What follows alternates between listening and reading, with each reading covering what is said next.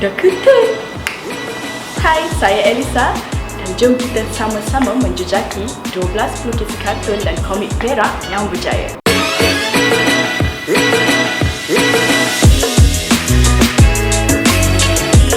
Episod kali ini kita akan bersama dengan tokoh penggiat kartun Juragan.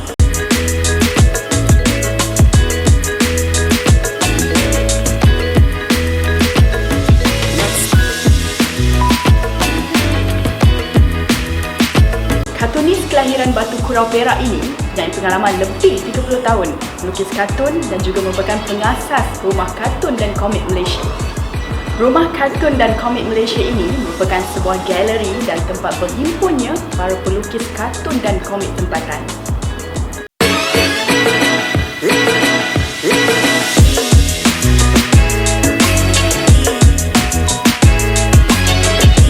Saya berasal daripada Batu Kurau, Taiping, Perak. Lahir pada tahun 1965.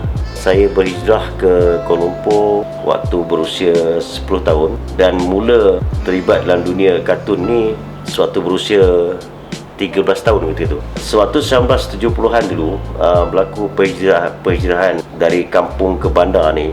Jadi waktu tu masing-masing cuba melepaskan diri daripada kemiskinan untuk melakukan apa saja kerja lah. Jadi ketika itu saya mengambil keputusan untuk melukis, mempelajari bidang lukisan. Waktu tu juga tahun 1978 gila-gila sudah mula diterbitkan dan peluang melukis daripada majalah-majalah seperti Report dan sebagainya dah mula ke majalah gila-gila. Walau bagaimanapun saya bermula dengan majalah-majalah picisan lah.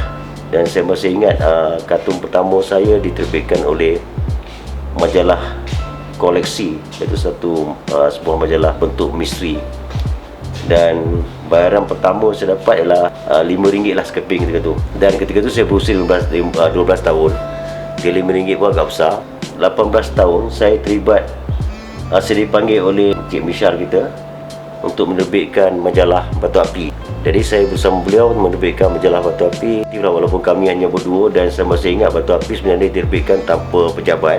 Saya bahagian layout, dia akan mencari awak. Bus stop di kampung baru, Jalan Raja Muda, saya tak pasti ingat. Kami akan tunggu kat bus stop dan dia akan hantar, dan saya akan balik dengan bas mini untuk buat kerja di rumah je. Beberapa isu awal.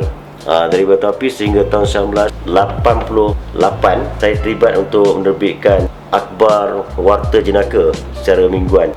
Sesuatu yang unik pada perkembangan kerjaya saya lah, saya sentiasa memulakan satu majalah baru atau produk baru bersorangan. Dan 1988 saya menukar kerjaya, berhijrah ke Terengganu kerana menuntut di maktab perguruan di sana.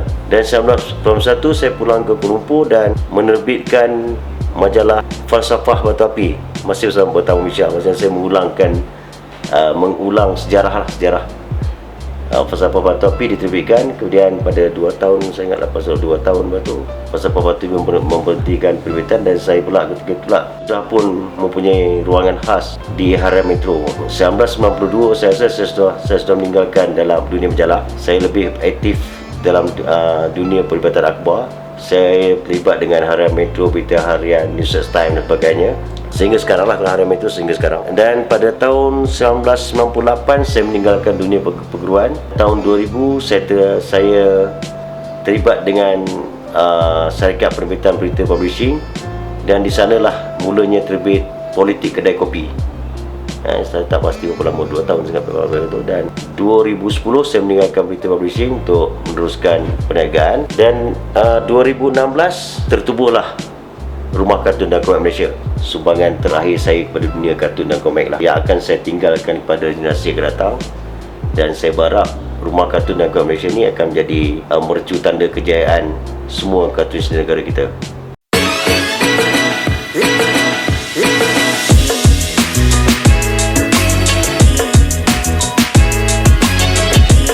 Okey, mengenai nama pena Juragan ni, ianya wujud pada waktu saya berusia 13 tahun. Sewaktu tu sebenarnya kita masih tercari nama yang sesuai untuk digunakan dalam karya kita. Jadi kita pun tengoklah kartun-kartun lama seperti Imuda, Mojo, Yuzal waktu tu sebagainya. Sebagai seorang kanak-kanak yang budak lagi, kita mula memikirkan satu nama yang boleh diguna pakai. Dan ketika tu banyak nama-nama lain lah yang kita guna.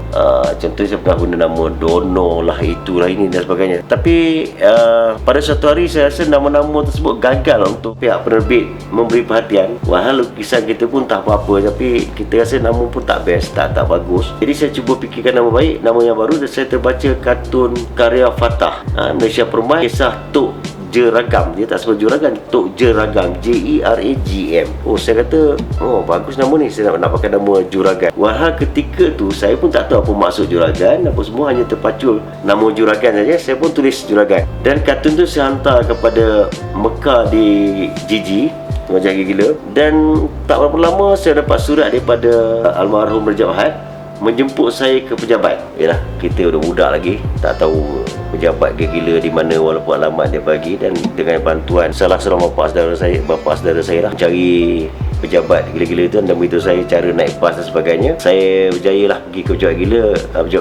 pejabat gila-gila, iaitu pejabat almarhum Berjahat. Pejabatnya di bangunan Tion 6, Jalan Travers, Kuala Lumpur, dekat Brieffield. Jadi sampai sana, almarhum Berjahat ni agak terkejut lah, kerana pada hematnya apabila melihat nama saya tu mungkinlah seorang dewasa datang, bukannya seorang budak sekolah datang berjumpa. Dan ketika itulah kebetulan bos gila-gila itu, Encik Michelle itu, masuk pejabat dan datang ke meja Rajab Had, melihat kartun saya.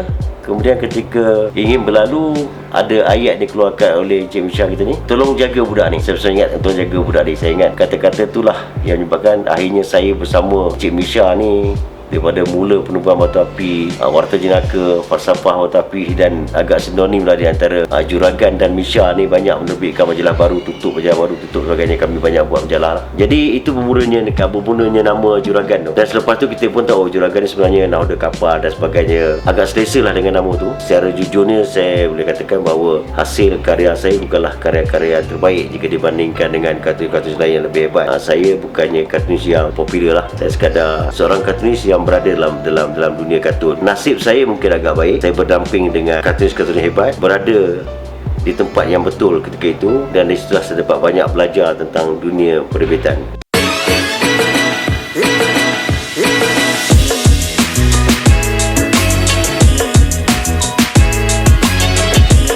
Okey, Rumah Kartun Dekat Malaysia ni sebenarnya tercetus pada tahun 2015, anugerah Kampung Boy, yang kita khususkan untuk memberi satu penghargaan kepada ikon kartun kita yang bagi Datuk Lat. Majlis itu dirasmikan oleh Yang Amat Berhormat Perdana Menteri ketika itu, Datuk Seri Najib. Dan pada ucapan saya sudah mengemukakan satu usul untuk memohon agar pihak kerajaan memberi kita sebuah rumah untuk kartunis.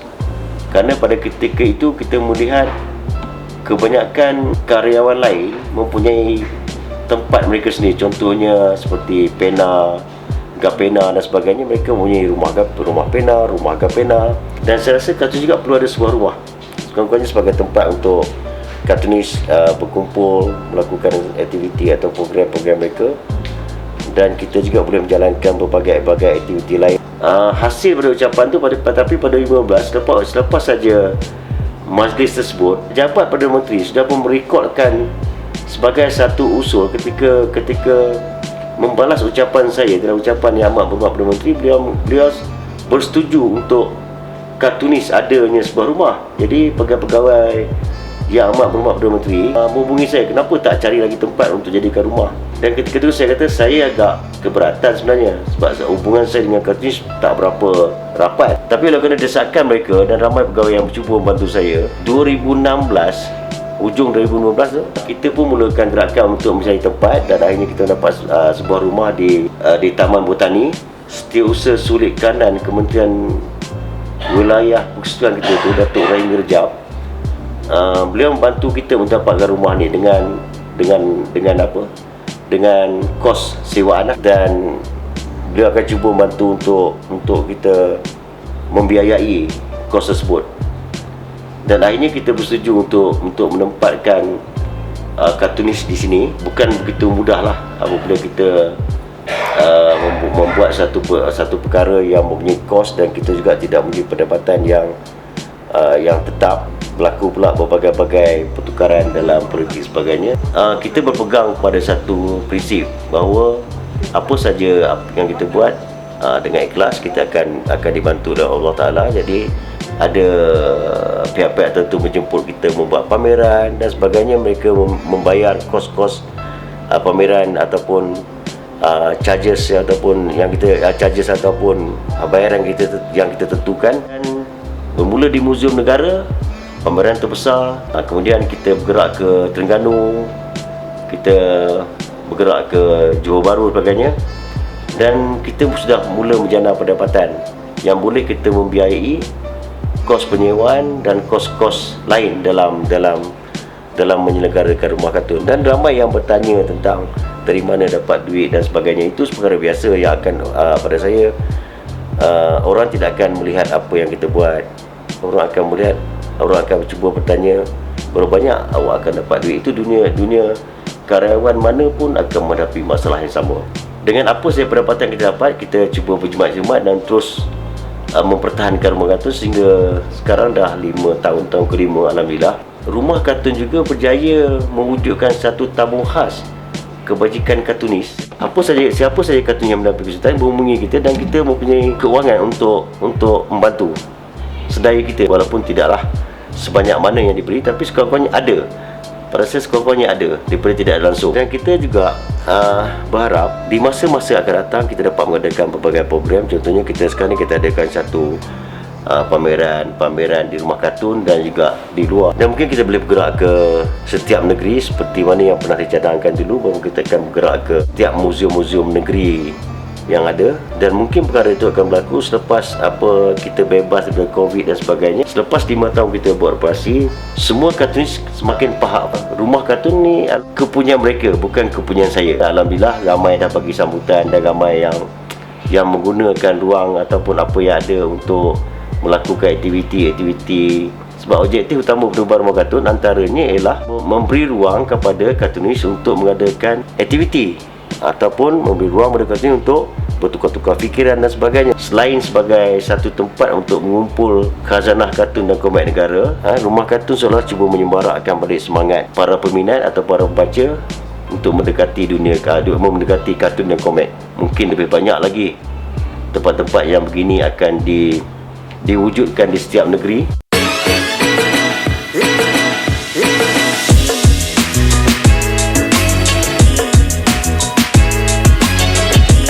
Okey, industri komik dan kartun di negara kita menunjukkan perkembangan yang sangat baiklah, dan tidak mustahil kita sedang menuju kepada zaman kegemilangan. Minat membaca di kalangan murid-murid sekolah sangat tinggi. Jadi kita sedang mencipta peminat atau minat daripada di kalangan murid-murid. Mereka ni akan besar dan mereka juga adalah merupakan pembeli utama. Seperti mana di zaman dulu juga, zaman kegemilangan yang gila-gila, Ujang dan sebagainya. Ianya tercipta kerana pemupukan minat membaca di kalangan murid-murid sekolah, terutama murid sekolah rendah, yang telah dilakukan oleh penerbitan sebelum itu. Anak Rusa Nani, Bujal dan sebagainya, Bambino. Dan bila kami agak dewasa, kami sudah pun boleh membaca majalah yang sesuai dengan usia, iaitu majalah gila. Begitu juga dengan komik sekarang ni. Sekarang ni komik kita ada yang peringkat untuk kanak-kanak, untuk dewasa dan sebagainya. Ini bagus, dan insyaAllah dunia kartun dan komik Malaysia akan kembali gemilang. Alright, itu dia cerita tentang kartunis juragan yang terkenal dengan kartun salesman dan dialog kota raya di Akhbar Metro.